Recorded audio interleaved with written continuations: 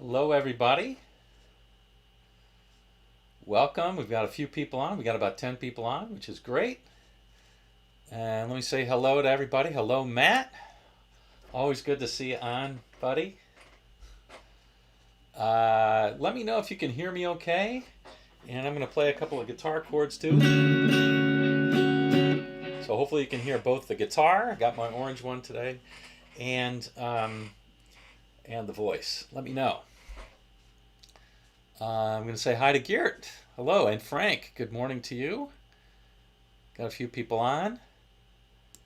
Hope everybody is coping. Mark Siebes, good to see you on as well. Bertrand, hey buddy, thanks for the videos. I enjoyed watching them.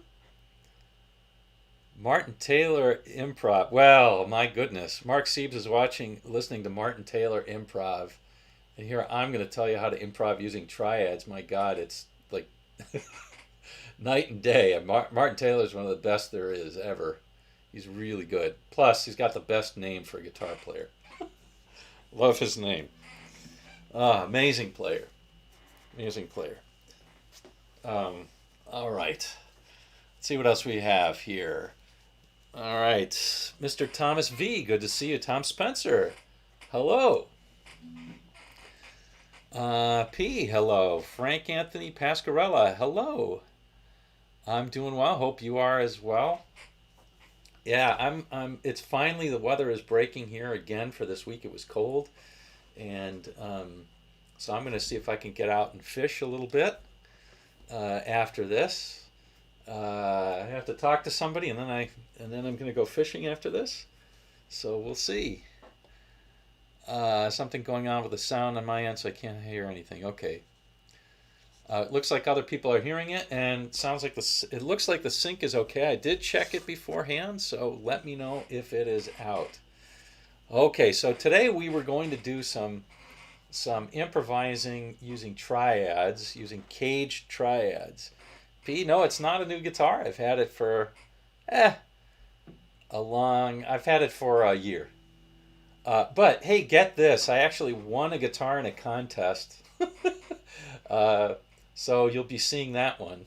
It's kind of a funny guitar, but anyway, it's a Harley Benton. So hopefully you'll see that. What am I fishing for? Well, I really should be out fishing for trout today, but I just don't feel like it. I'm probably going to be going for largemouth and maybe some pickerel. So that's what I'll be doing. All right. So it's going to be a slow day, but I just want to get out there. Just want to get out on the lake. Or, I don't know, maybe I'll put my waders on and get out and wave around, stick in a creek. All right, so let's see if I can get this right now. So we're going to try and do this CAGED Triad stuff. A lot of people ask for this, and so I thought, why not do it today? Hopefully you can see okay. And the idea with these CAGED Triads is not to always just play the triads, but to understand that those are great notes to help you kind of land on. And it's one of those things that you actually can, once you develop some facility for it, you can actually use while you're improvising. Like normally I don't advise people who are scale players, you should not be thinking about any scales during when you're playing. You should be thinking ideas. Now, that's usually true anyways, regardless of whether you're using CAGED Triads or not, or whatever. But CAGED Triads are things that are simple enough that you can think. Now, for those, you can think about it once in a while, and they can give you good landing notes. So we're going to examine three things. The first one I'm going to do is really super simple, and I'll just kind of try and show the method. So we're going to listen to all these first, and then try that on. Hey TBA, good to see you. Bunch of people on today. All right, let's see. So this first one, we'll call it deep atmospheric. This is a deep atmospheric ballad, whatever that means. So let's try it. So let's listen to part of it first. You'll see it's really kind of interesting.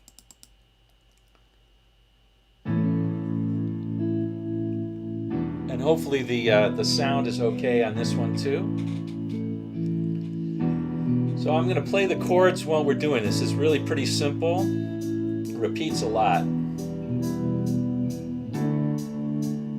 Okay, so here we go. So here it is. So it's really simple. A. Now that's an E minor, but we can play a G as well.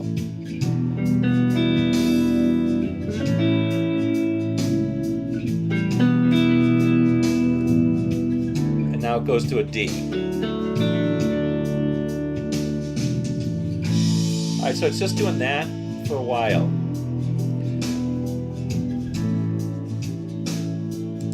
So if we think about this one, it's just really kind of going from A to, now this is an E minor, but we can play it as a G too. E minor and G are highly related chords, of course. If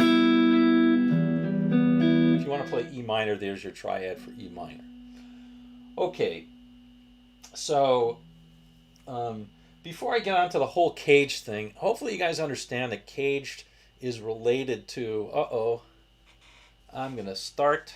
Looks like things are buffering here, so we're going to try and slow it down a little bit on my side.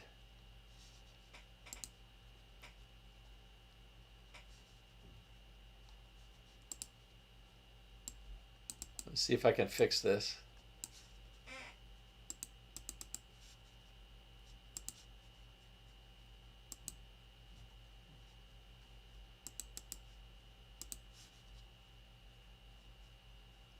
All right, well, hopefully it's not going to be too bad here.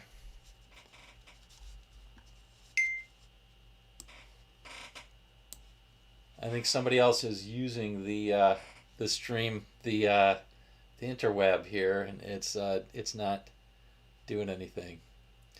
Okay.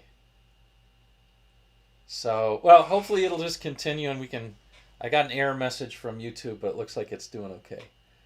Okay, so let's get back to this. Sorry about that little detour. So if you know CAGED at all, it's an acronym, CAGED, right? And it stands for, here's what it means. It means you try and understand the fretboard by thinking in terms of 5 shapes. Not 5 specific chords, okay? It's the chord shapes. The first one is the C, which is in open position. The second one is an A. The third one is a G. The fourth one's an E.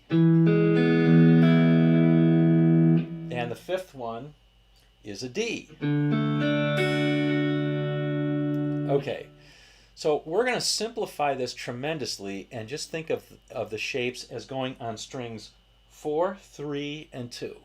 And that's where I was going to go with this. You can simplify your life quite a bit by doing that. We're also going to add in a couple of minor shapes. And when you just do three strings, all you really have to do is find 3 inversions of those triads. So let me give you an example. This song happens to be in D. Let's find all the shapes in D, okay? So the first one that we're going to do is this one. You're probably used to this D chord right here. So here's the 10th fret right here. You're used to playing this bar chord. Okay, so there's a D right there.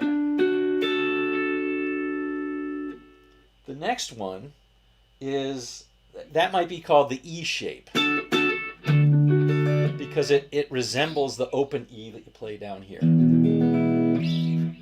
All I do is put a capo on, and there I go. In fact, for those of you still wondering about it, here I go. If I put a capo here, I can play the E shape, and that's my D chord, right? It's still a D, but it's the E shape. All right. So the next thing that we can do is we can play another shape here. And here's another shape I like. I can play the C shape right here. And I'm showing you, if I play a C chord with a capo right there, it's the same as, it has the same sound as my D, right?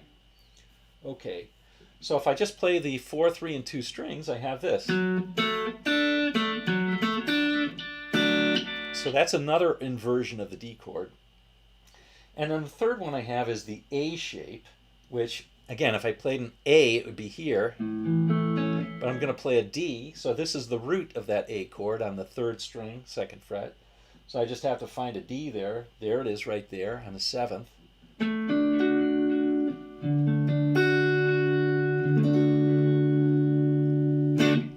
And there you go.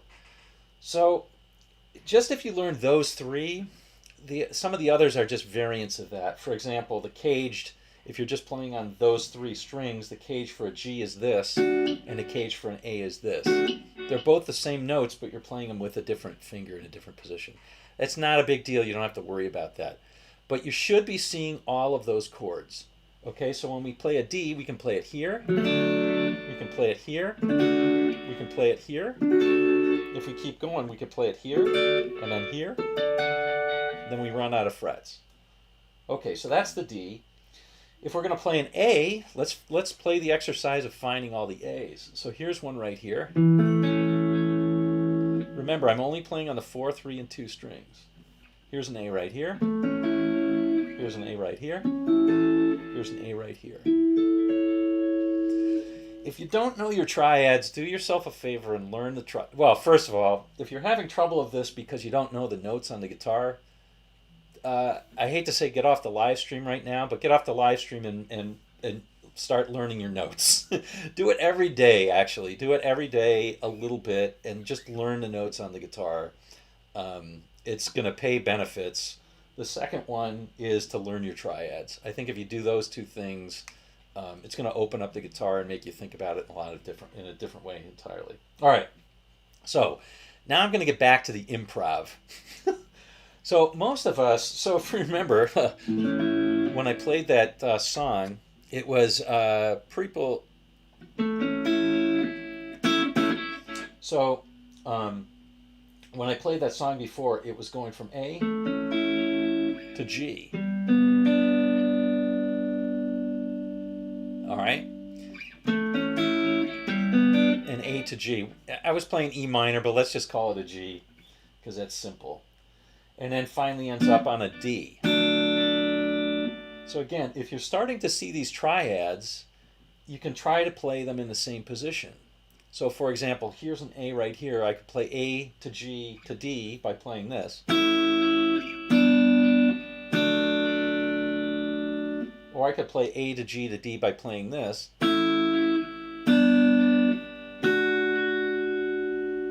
Or I could play it like this.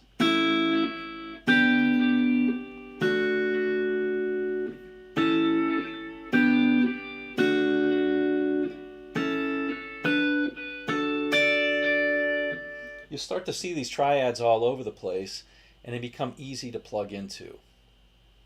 All right, so what I want to do is then show you, if we're going to improvise and we're playing this over these notes, if you find those triads, what's nice about them is obviously they're all chord tones, right? So for those chords.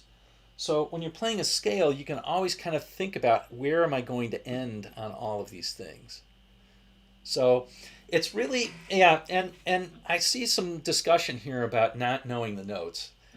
You're really, really handicapping yourself if you don't know the notes on the guitar. Really, if you don't know it, spend 5 minutes a day, every day, until you know the notes.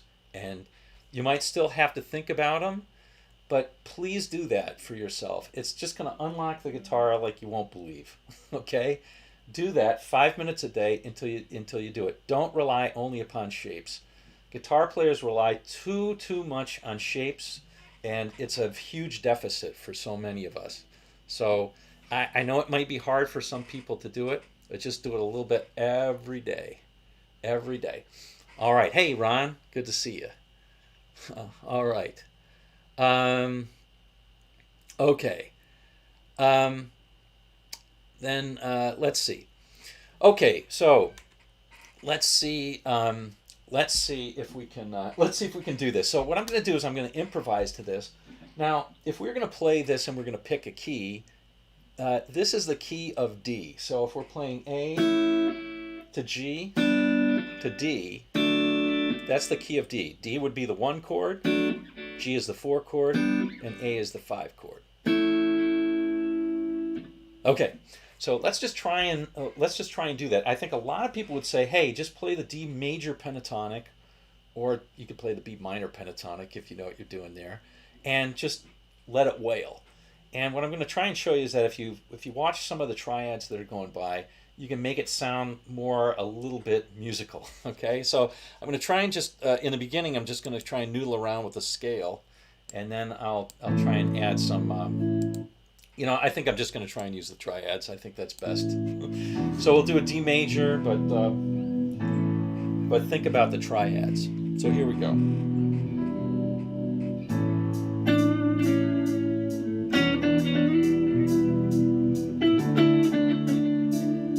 Okay, I got to get going here. So here.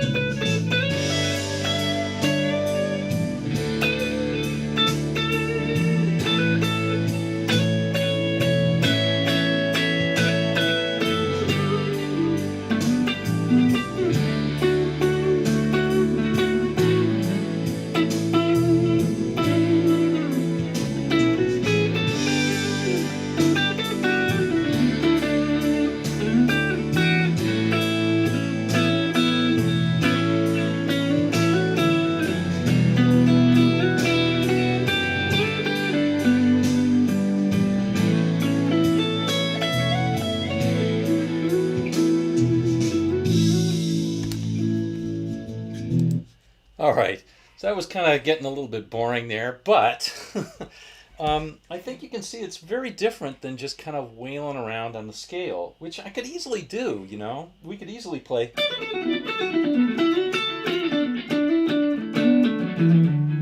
That kind of stuff can be okay, and it works for a while. This one actually is kind of nice to play modally, and for this, it's technically the Mixolydian mode because the key, the home bass is really A instead of D. So you think about it as Mixolydian rather than D major, but that's neither here or there. Neither here or there. It's nice to be able to have those triads to really kind of fall on or fall back on when you're trying to think of a nice note to play. You can always end up on the third or the root, and it's always going to sound good. So, for example, on that last part where it was going kind of from G to D to A,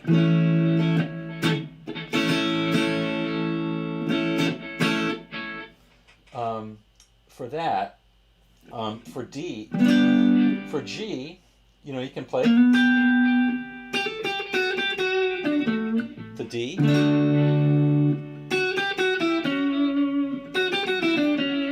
and then you go to that third of A, that C sharp right there on the third string, 6th fret. That's a C sharp.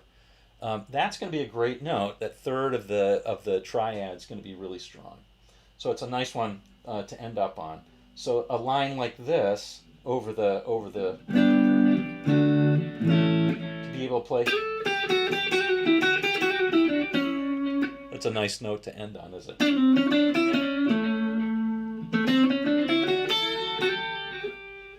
Anyway, so those are kind of ways of playing that I think are pretty easy. And yes, Frank, as you say, it lends really easily to double stops. If you think this way, a number of people have asked about doing double stop lessons.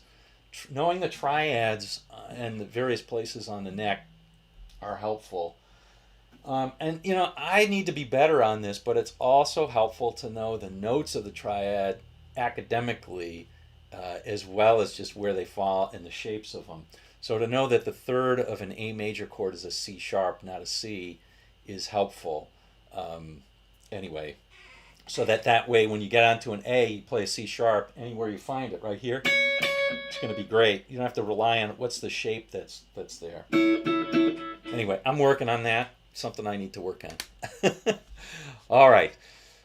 So Geert has asked, so Mark, are all those notes in the ascending and descending runs you're playing doing chord tones?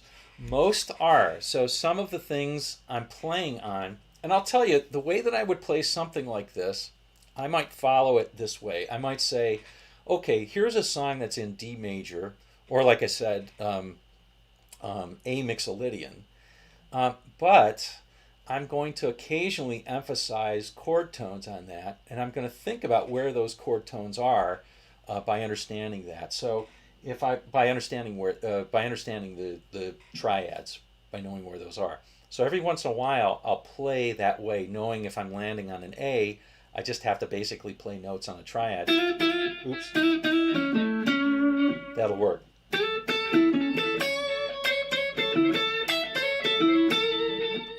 Right? But the runs are D major runs or A Mixolydian runs.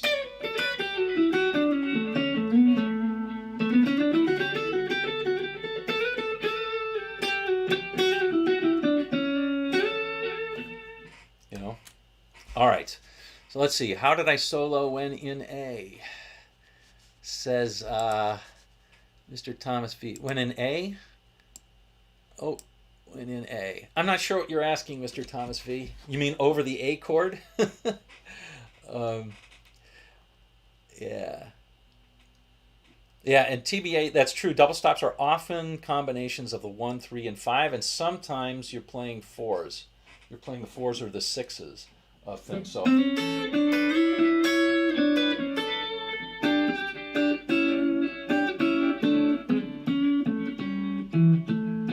all those are kind of good. The trick in a Garcia breakdown. Okay, theory is king really gives you the upper hand. Well, Frank, I would tell you otherwise. I don't think theory is the most important. I think your ears are the most important to be able to recognize those chord tones and be able to play those, and that's another thing. But theory helps. It all helps. It's all helpful there. So that's for sure. And in this case, knowing that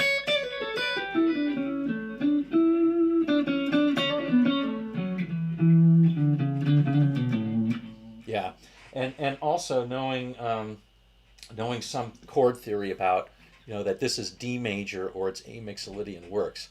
And so Geert's asking, just learning the Fabs version. So knowing the major and the mixolydian scale notes are necessary for those runs. Yes. So I'm not just playing major pentatonics. I'm playing the note. I'm playing modally. So I'm playing the notes in between there.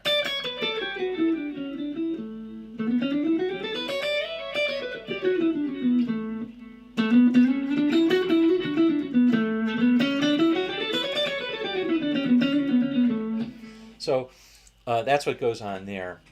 There's a couple of different ways of thinking about it. TBA is saying mixolydian is easy to think of it as a major pentatonic with a flat 7, just change one note. That is one way of playing it. That works.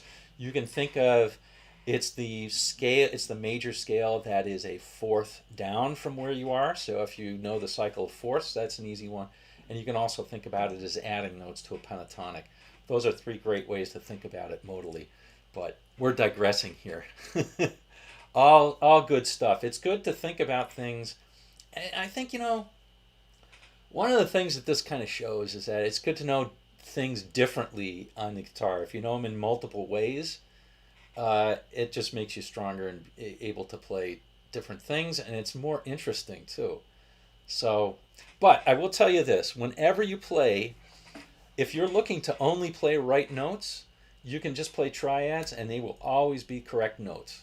So let me just show you that. You will never play a wrong note if you're only playing triads. So let's try that. So let me try that on this same thing here. So here we go, just briefly.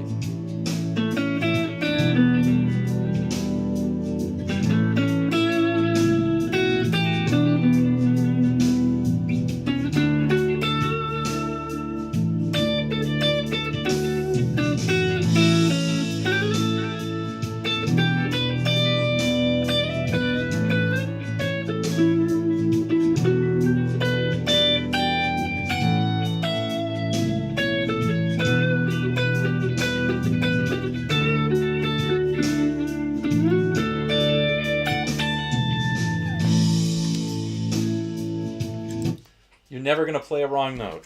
So does that mean it's going to sound great? Well, it can be a little bit boring.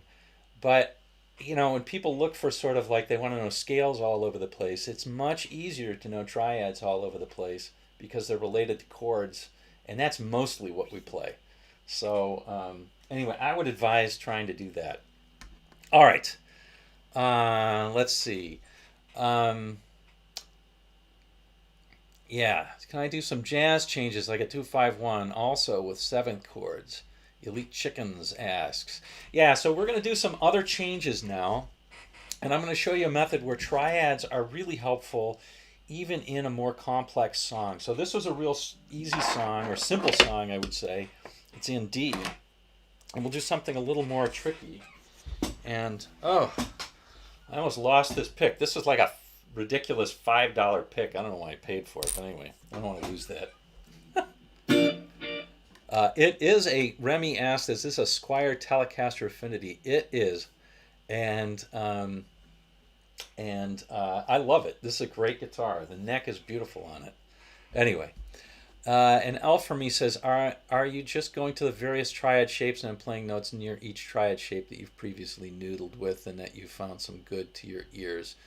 Not sure what you're talking about. If you're talking about the last thing I did, I was literally just playing triads. I wasn't noodling. I was just playing triads. That's it. And I don't know if I was going to the next triad shape, but I was playing another triad shape. The first time around, maybe that's what I was doing, kind of noodling on a scale and then occasionally landing on that. And that's what I'm going to talk about right here.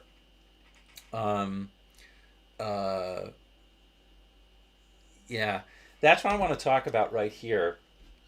And is this another idea that I think you can add CAGED Triads to, and it helps a lot if you're thinking about more complex music. So sometimes you can think about, like with more complex music, you can say, hey, what I'm going to do is I'm going to play a particular scale over these chords that works for most of them, but I'm going to handle some of these chords slightly differently. Okay. Mr. Thomas V is lost. Well, I think I remember you were asking pretty basic questions about caged. This may be a little bit beyond you if you're still lost on what caged is and what those chords are and how to find them. So that might be just something that you kind of have to chill for a bit. All right. So what we're going to do is we're going to do another one here. This is a more complicated. This is a more complicated song. So let's give this a whirl. As usual, I'm going to listen to it first. I'm going to listen to the melody. That tells you a lot. But anyway, let's try that. Here it is. It's going to sound more poppy. This is more poppy.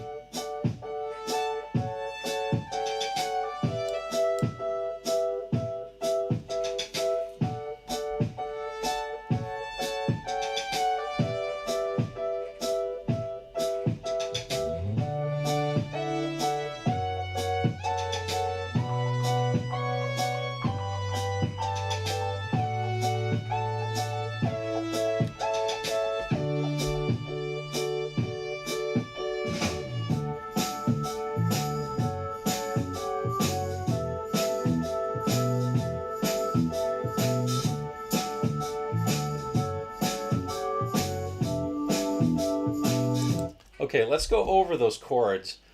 This one's a little bit, it's poppy, it may be a little bit cheesy, but this one's definitely a little bit more difficult. So we're going to start out with a D, F sharp minor, and then an E minor. Okay, so let me take off the delay here.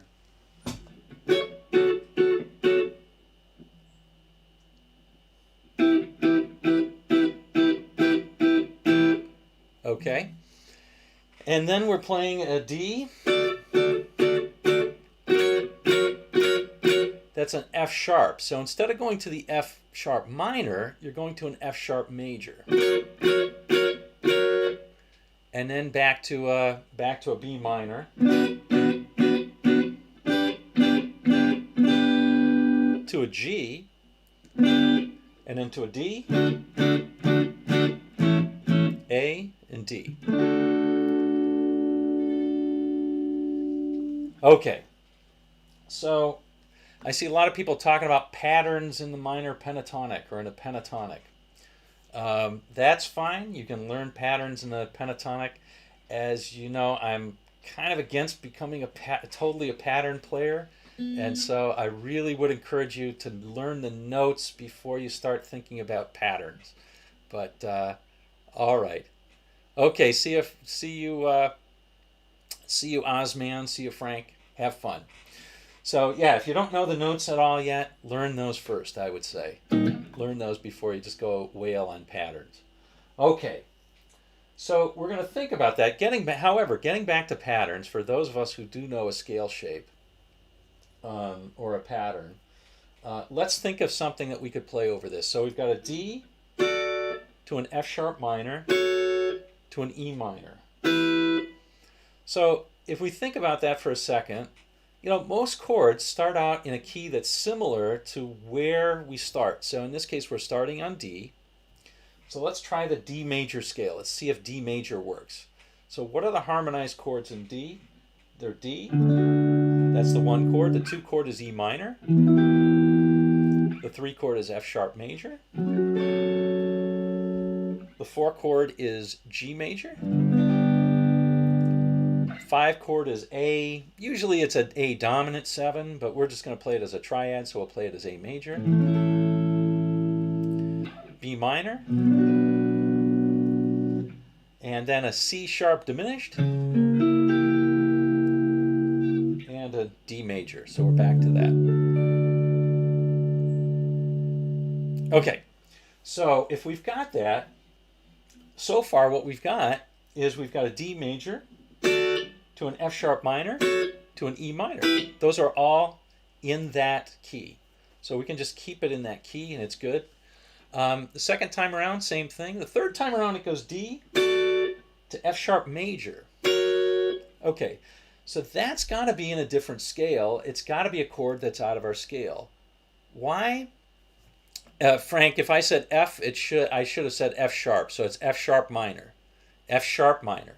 So it's D, E minor, F sharp minor. Okay, then G, then A, etc. All right, so back to the song. So we've got a D to an F sharp to a B minor to a G. The F sharp is the odd chord in there. F sharp is supposed to be a minor in this scale, so now it's going to a major. So what I can think about is I can play those notes, but what I'm going to do I can play the notes of a D major scale, but when I get to that F sharp major, I simply play the notes of the triad. I'll show you what I mean, and then I won't torture you anymore with this one. We'll do a better chord progression, one that you'll like a little bit more, I think. Okay. So let's see.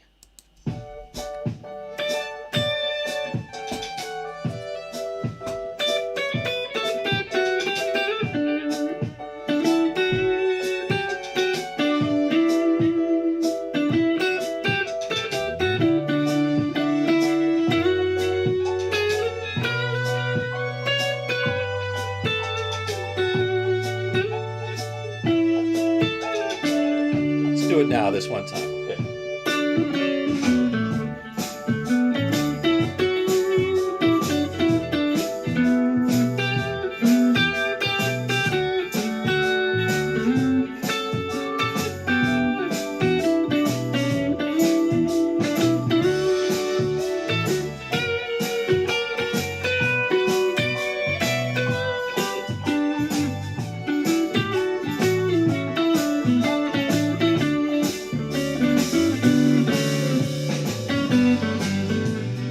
Etc. Okay, so now I know you might not love that, but yes, and we could talk borrowed chord. Well,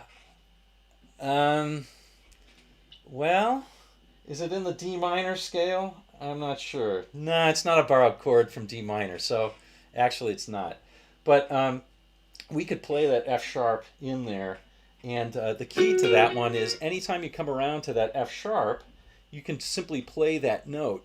And that's actually kind of understanding that and is helpful. So not everybody loves that. I can tell not everybody's loving that progression.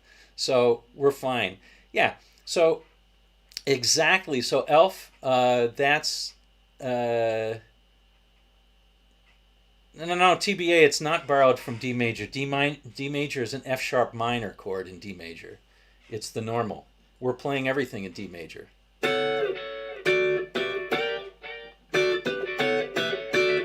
Right? D major, E minor, F sharp minor. So that's what we're playing from. Okay, so yeah, so Elf asked, what I was playing is I was playing D major scale, and then over that, or I could play D major pentatonic, and over that F sharp, I'm simply playing that. I'm playing that F sharp triad, right? All right, so there we go. Yeah, no problem, TBA. No problem. All right, let's do something a little more interesting, because I could tell you guys were not digging that chord progression. So let's do something, let's do an R&B chord progression that I think is better, and you'll probably like it more. and I think this is going to work well because you'll see that the pentatonic scale works really well, but knowing those triads can make it sound a little bit better. It can make your life sound, or make your life a lot easier improvising. So let me show it to you. So let's just listen to the progression first. So here we go.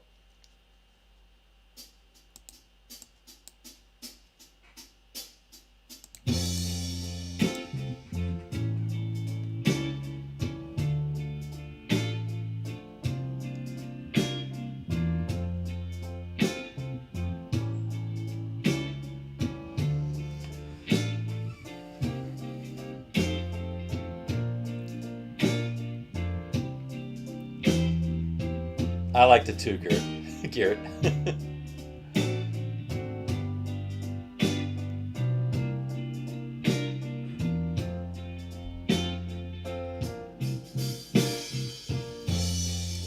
Okay, so that's the chord progression that we're going to work with.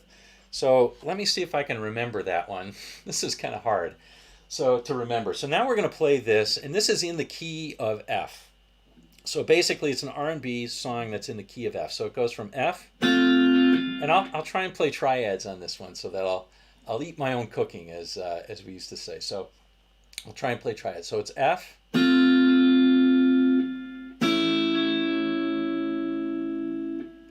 Thank you, Frank. Great to see you. All right, so let's play F to A to D minor, and then to a B flat, except we're going to put a C bass on it.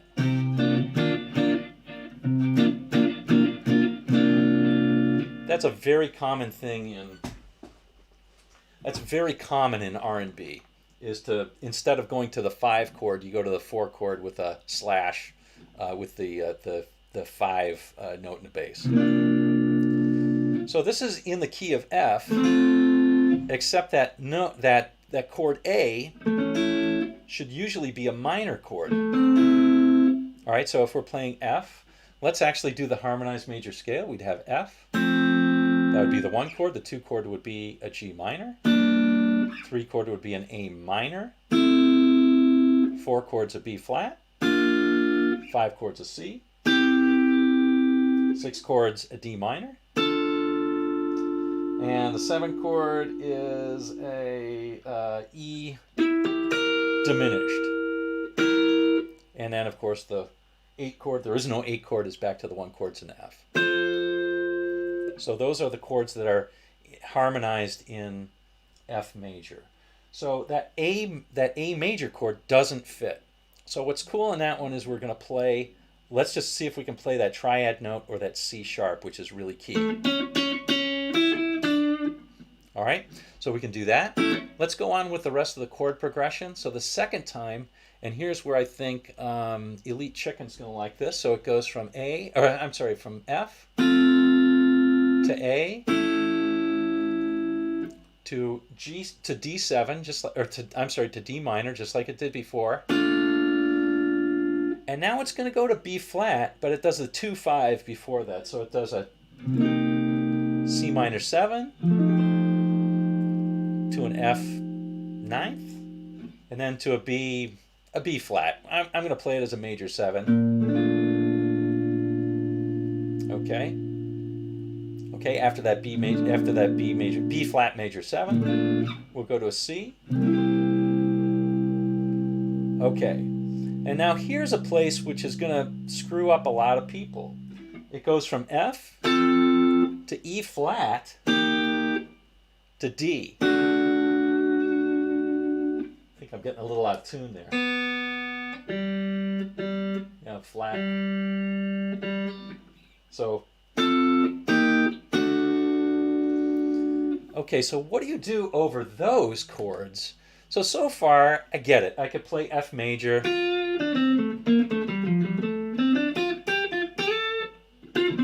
And then over that A major chord, I could simply make sure I play that note. And then when I get back into my D minor, I'm cool with that. I can just go back to playing my F scale.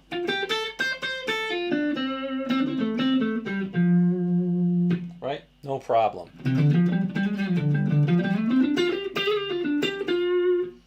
No problem whatsoever. Then I can do the same thing again. There's a 2-5. So that really makes me think of playing in B flat. But it's just really going to that chord. I could still stay in my F major pentatonic if I wanted to. Or I could change to a B flat major. Either way is fine over that one. I don't need to worry about it too much. R&B typically play those major pentatonics. So that's fine. But then over this...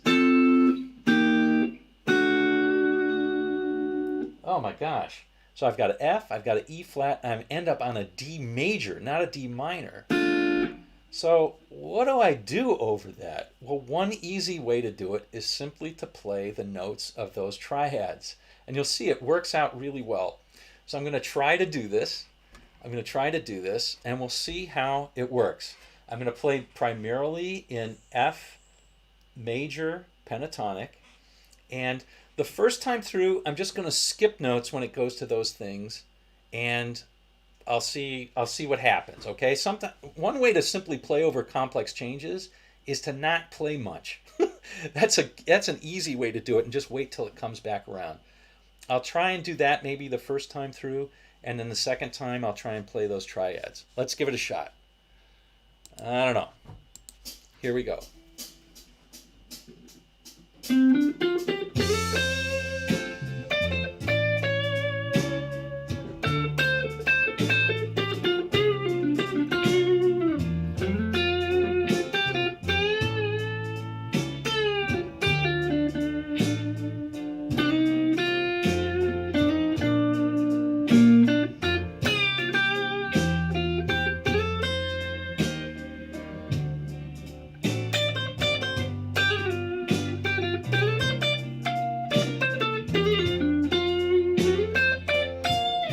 All right, now we'll try and incorporate a little bit.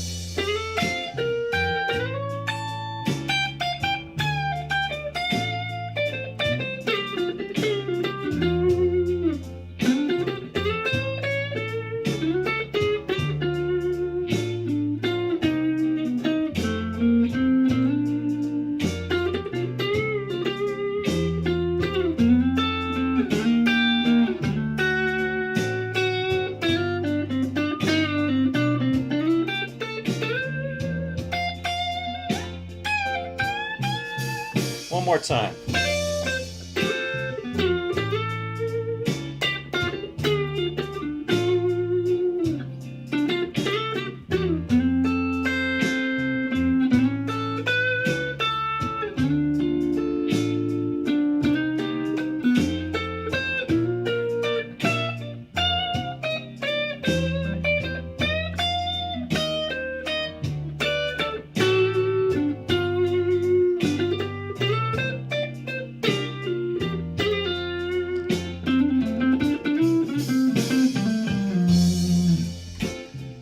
All right. Yeah, so thank you. Are those half diminished? So yeah, so you know, anytime you have a seventh chord, you can play a diminished scale, but you can play diminished on that. It's going to sound kind of cool. I hate to tell you guys, I had in the second one, I had a nice diminished run that was in there, so we may go back to that if we have some time. But so let's see. So what I was doing that second time around, you notice that when I came to that funky one for I just focused on playing some thing that was around those chord tones. So that works quite well, and I don't have to think of what key am I in or what scale am I playing. It just sounds kind of nice, and I don't really have to think about it. I just have to think about that chordal sequence. Likewise, I could have played.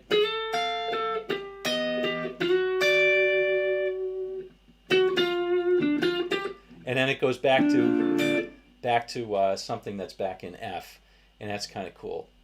Now we can analyze that a lot more to think about like what's going on in certain lines, like this.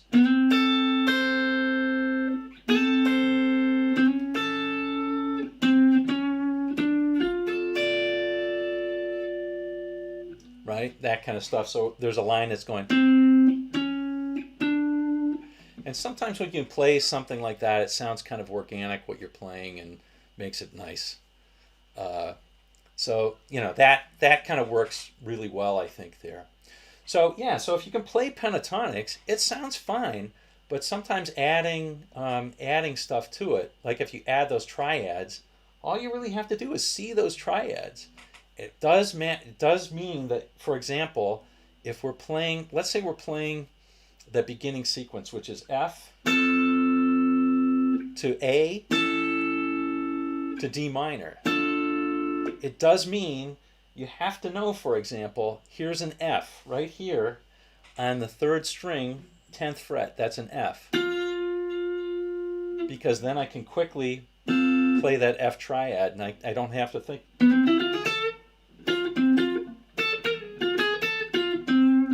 That works. And then I have to also instantly see there's an A right there, and there's my A triad.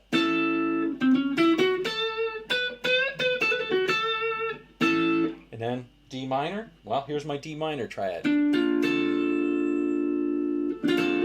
So that's really easy to see.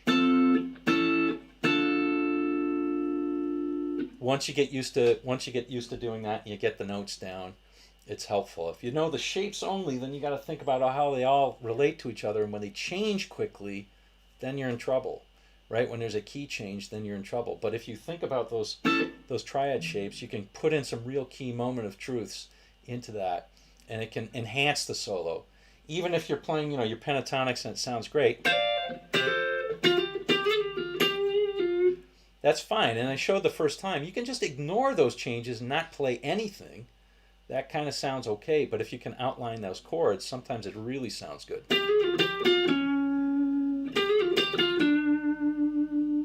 Right? Those kind of lines sound really nice. Okay.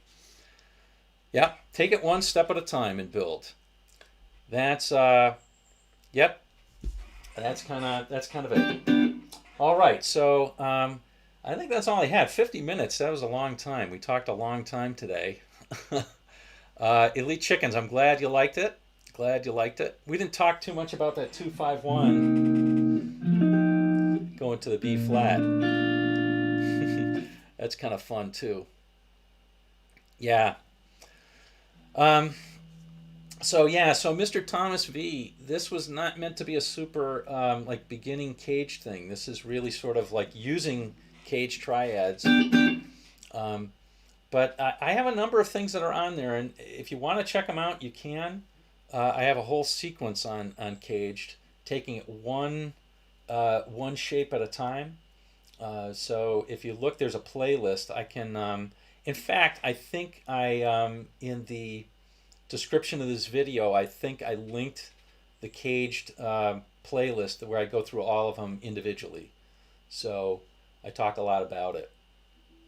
But I have to say, if you don't know the notes on the fretboard, CAGED is probably not going to do you any good. It's probably not going to help you much. So do try and learn the notes on the fretboard. All right, do it a little bit each day. Do 5 minutes a day until you get it. Quiz yourself on it until you get it, and then I think eventually you'll get it. But it does take a little work for sure. All right, Jeff McManus, thanks for this one. The lesson on learning notes will be helpful. Yep, definitely. All right, so since somebody asked about the diminished run, I'm going to actually go back to that Partridge Family thing, and I'm going to do the chorus of it, because the chorus is actually kind of cool. This is something that's in D, and there are some small changes. Remember, we had that. We had that F sharp that was in the beginning one, but that was it. So we could play everything in D. But in the second part, it's going to be a little bit different. Let me play that. So, and Bertrand is saying, do I have a mnemonic to remember the notes? A lot of people do have those mnemonics. I just think look, you got to buckle down. You got to memorize a couple of things. The things that you got to memorize are you have to memorize the notes of the strings. So E, A, D, G, B, and E. When I've heard people talk about elephants and stuff like that, it doesn't seem to work for me. Mnemonics never work for me. But learn all those notes. Then start from the 6th string. The 6th and the 5th are really super important. Otherwise, you can't even play chords. So you can't play bar chords and you won't know the fretboard. So start on the 6th note, on the 6th. Understand that the 12th fret is also an E. So open is that. The 12th fret is also an E. And just for a while, anchor yourself on some of those. Like, for example, quiz yourself on where an A is. And if it's here, oh, by the way, here's another trick. And Rick Beato's going to hate this one, I'm sure. But you can use one of these things. Use one of these things, and then when you play a note, you look at it and see, did I play that right note? What is it? Oh, I thought I was playing a B, but I'm really playing a B flat, right? So use one of those. Turn it on. So that's a nice little trick. Yeah. So once you do that, yeah, and don't just say here's an E, here's an F, here's an F sharp, here's a G, and think that that does it. What you need to do is 5 minutes a day, just pick one randomly and say, what is this? And figure it out. You know, try and figure out, well, I know this is an E, so a step down from E should be a D, and then play it and look and see on your tuner if you got it right. And just do that 5 minutes every day. And once you have the sixth string, I think somebody was saying fifth and sixth, yeah, start there. Then do the fifth. Then once you have the first two, do the fourth, then the third, then the second. And then the first is already done for you because it's the same as the sixth. Yeah. And that tuner, man, I got to tell you, these things are a godsend. I love these things. They're cheap and they work pretty decently. And yeah, it really works. So help me intonate my guitar and all that. All right, so let's go over this last one. Let's go over this last one, which is the Partridge Family one, right? So we were talking about the first one, which was the chord progression D, F sharp minor to E minor. Hey, Iceman, good to see you. And then we'll do it again.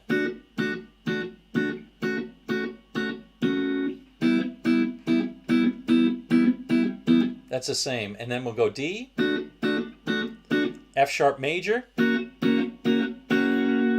B minor, G, and then the payoff, D,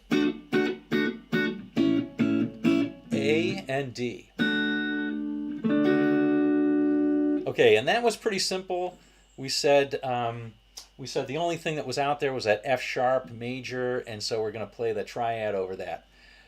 Now check this one out. The next one was this one. The chorus is G, A, ooh, A sharp diminished. There we go. B minor. All right. So that's kind of cool. So G, A sharp diminished, and B minor. Now this is neat because it's really just a bass line that we're really trying to follow. But here's this A sharp diminished. And so what are we going to do over that? And then it goes like this. It goes G, A, D, D7, and then back to G, A, D, B minor, and then a cool chord here, or not here, but G, F sharp major, ooh, weird chord, back to D. Yeah, so we're going to play over that. And I'll show you, this last one's kind of cool to do. I'll show you, you can just play D over the whole thing. We'll just play a D major pentatonic, and it's going to sound good, but it'll sound better if we take into account these triads. So just to note, the diminished triad,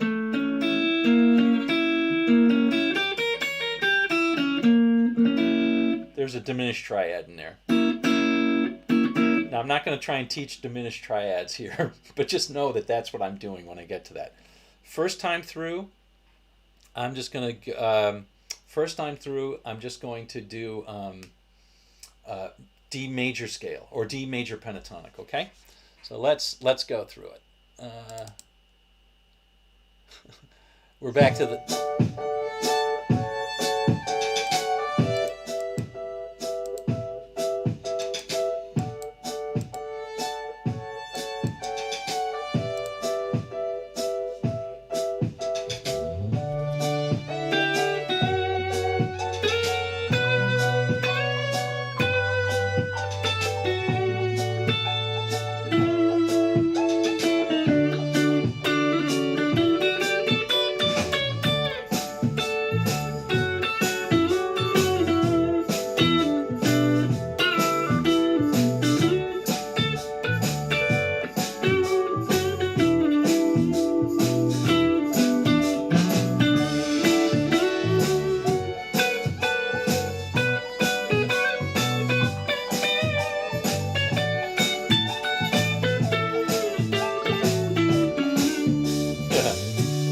we go.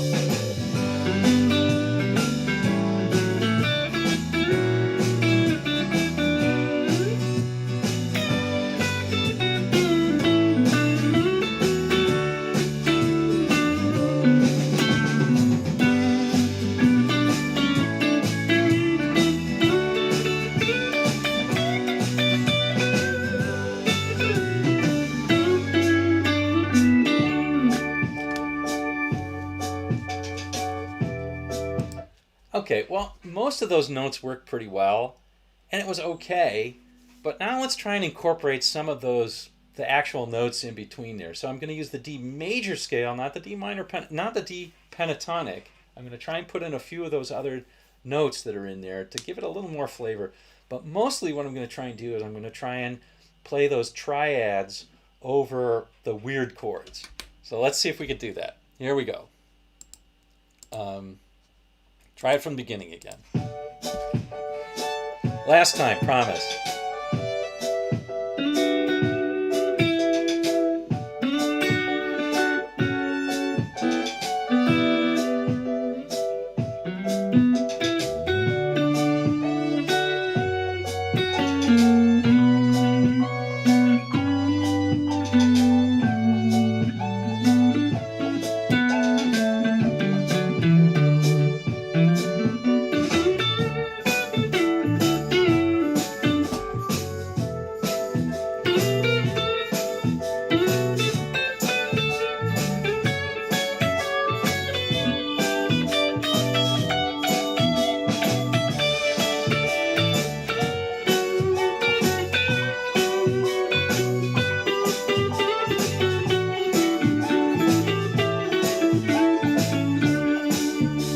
All right, here's an interesting one now.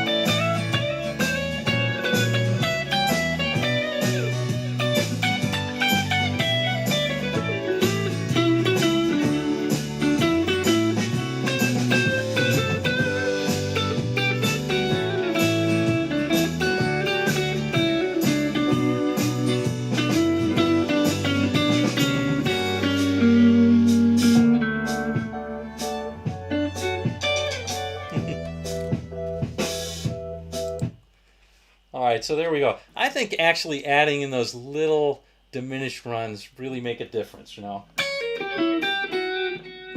That A sharp diminished leading to the B minor.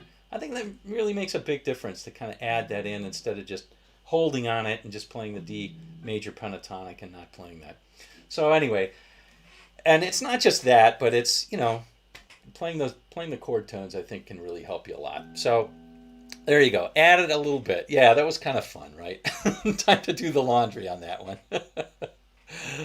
All right. Oh, missing the plaid shirt. Actually, it was in the laundry. If you can believe that. All right. Anyway, wow, we've been going on for an hour here talking about this. Oh, is that half diminished? I don't know. I don't know. I think it's just a diminished on this one. Usually, very often you'll find it half diminished. You play between like one way to do that. In the last one we were playing in an R&B number when we were playing the 2-5-1. Let me get rid of the delay. When we were playing the 2-5-1 to the B flat, so it's C minor 7. F dominant, and then that 1. We can often play a half diminished leading up to that in kind of like what's called a tritone sub. And so we'll play a C minor 7th, B half diminished chord, and then the B flat major. Anyway, that's how I often see it used. But I like those half diminished, man. They're cool.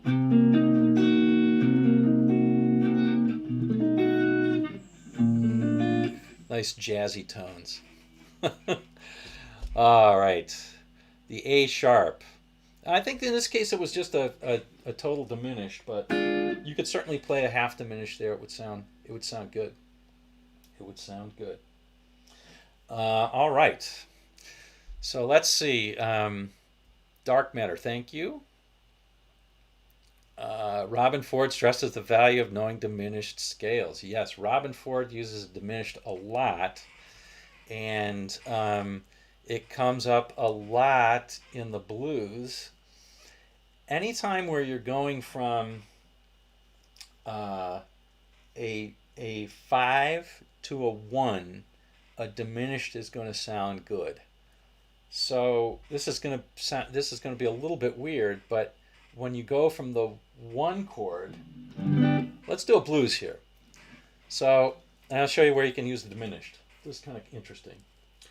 At least to me it is. So let's say we're playing a blues. What do you want to play it in? A? I'll let you guys decide here. What do you want to play it in? A or G or what? And don't say E flat. I'll not do it there. And I would prefer not to do it in E either, because it's open positions and then we got to deal with other things. So what key do you want to do it in? As Sean Daniels says, the people's key. All right, let's do it in A. We got two votes for A. TBA and Elf say A. Rob Defoe says G, but we're good. All right. Fonzie's blues in A. All right, the A's have it. So let's play a blues in A. So we normally know that the blues goes from A7, right? Or let's just play A. Let's stick with our triads almost here, and I'll point out something. So we're going from an A.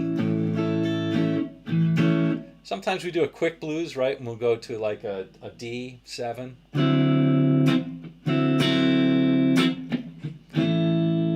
Back to an A.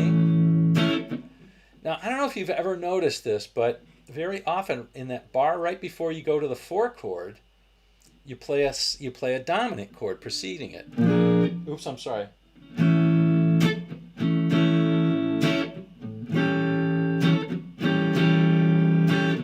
Now to the D. Now here's the theory. The theory is that when you're going from the A to the D, you can think of it as a change in the tonal center from A to D. And now you think about the relationship. I know that in this song, D is the 4 chord, but if we think of D as the 1 chord for a second, what would A be there? Anybody know what that would be? If we were playing in D, what would the chord A be? What number chord would it be?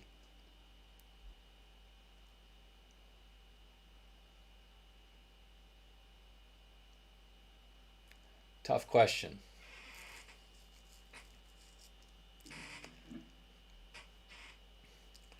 Tough question. I'm going to let people stew on it for just a little bit. That's right. Ron Shack and Elf and everybody says, Gregoria says the 5 chord. Actually, you're right. So A is now acting as a 5 chord going to the 1 chord, which is a D. Excellent.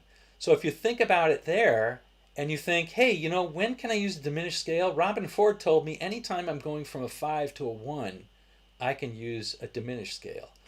Oh, so maybe when I'm going to that chord, it'll sound cool. And in fact, it does. It sounds really awesome. So if we check it out, like...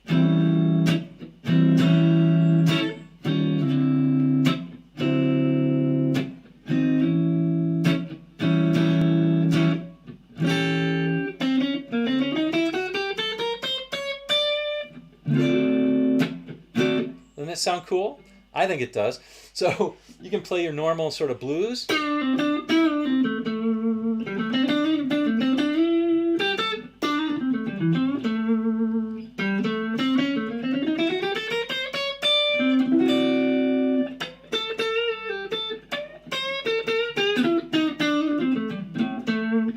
So it is kind of like a mixolydian.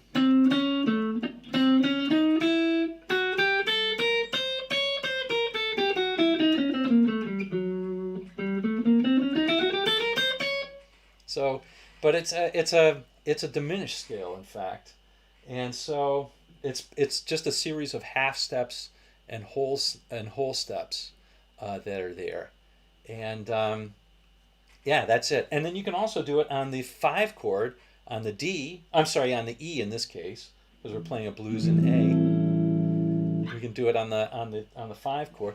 Let me see if I can pull up something I could use that on. And see if I could try it out. Well, I have to find a backing track, so bear with me. So I'm going to try and find a backing track in blues in A. I don't think I'm going to find it in this.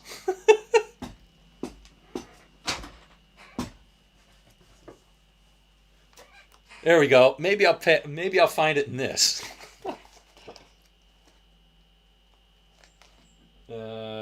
Funky, rockin', rumba.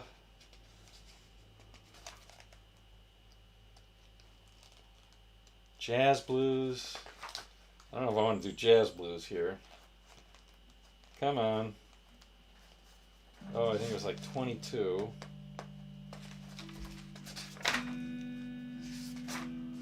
Ah, there we go. Okay, track 21. Track 21, slow blues in A. Oh. There we go. Track 21, slow blues in A. So let's see if we can do that one.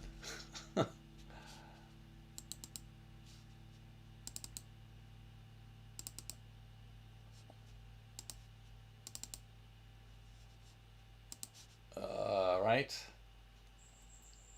Give me a second here. Sorry about this, folks, but we're doing requests right now. Wasn't think I was going to do this one.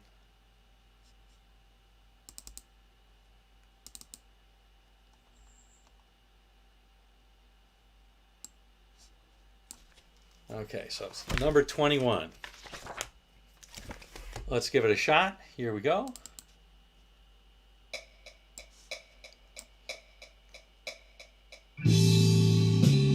Sounds like a blues.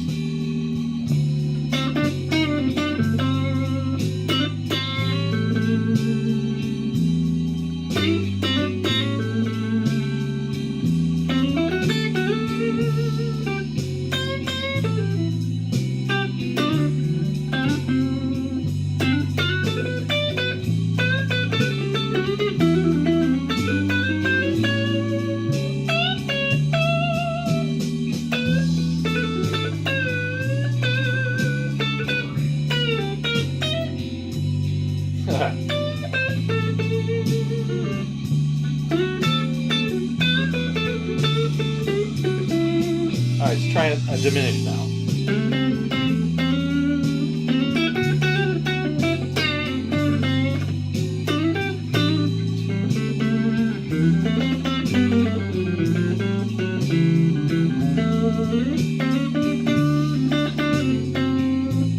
I missed it.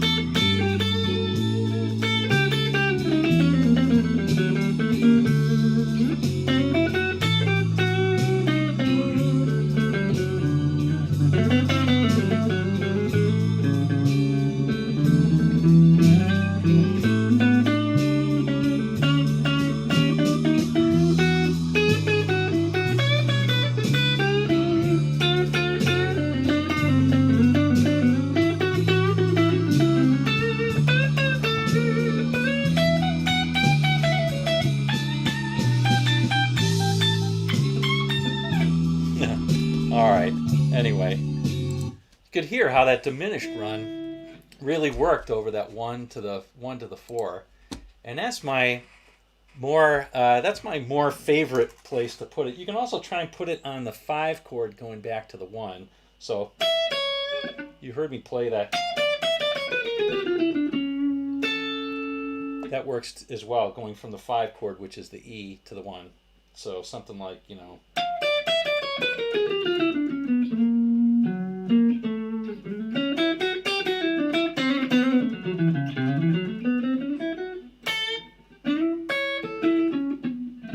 All right. Enough. All right, gang. Hey, I've got to go. I've got to get going. I've been here doing this longer than I thought I was going to do. I thought this was going to be like half hour today, so been going for an hour and 15 minutes. So it was a lot of fun for me today, just kind of rambling and playing some stuff. I think this was a stretch for some folks, and for some folks it might have been basic, but we got a lot of people on, so we'll maybe do a slightly simpler one. Hey, Dan, shoot me a day that you want to do the lesson, man. Make sure you do. Shoot me a day and time. I'm flexible in the evening, so you got to tell me when. That makes it easy, so we can get going. Big book of backing tracks. It's got some good blues and it's got some decent jazz. The rock ones are not so good. Just to let you know. Just to let you know. All right. Awesome. Thanks everybody for coming on. Can you do a lesson on Play Sorrows by Pink Floyd, the 2 solos? Those are like 4-minute long solos, so I think I already answered you on that, Shihan. I'm not sure I'm going to do the whole thing, but I'd be happy to do parts of Sorrows by Pink Floyd. Yes. All right. Want to just give a thanks to everybody who came on today. Stay well, stay safe, and we'll see ya. I'm going to stay on here for just a minute and look and see if there are any questions. Matt says, please don't go, Mark. Thank you. But I am going to go soon. Looking forward to the clean plaid shirt taking its rightful place. Yeah. So sorry I didn't put the plaid shirt up there. So sorry about that. All right. And Mr. Thomas V, thank you for coming on. If you're still mystified about Cage, I will do some simpler lessons on those. And I understand if some people were kind of lost today. I get it. Ron Shack, thanks for coming. Sheehan, you just asked and I answered that question. Sorry, man. I said I would do a solo on that. Yeah. Thank you, Jeff. I will try and enjoy the fishing, Mark. Thank you. Max Josephine, thank you for being on today. Matt, thank you. Nathaniel Jacob, hello, and thanks for being on. Gregorius, thanks for being on. TBA, thanks for being on. As always, Geert, thank you. Mark Cooper, thank you. Good to see lots of new people. Bertrand, as always, good to see you. Kevin, good to see you. Phil M. Oh, Phil M., I didn't answer your question. How far ahead are the notes in your mind before you play them? Sometimes a long way, sometimes not at all. I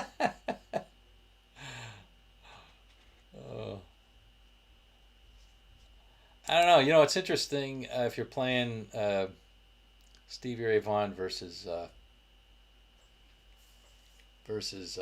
don't know, Steve Howe or something. Thinking fast and thinking slow. I don't know. All right, gang. I will see you, and have a good rest of the day. Enjoy your Sunday. See you on down the road. Bye.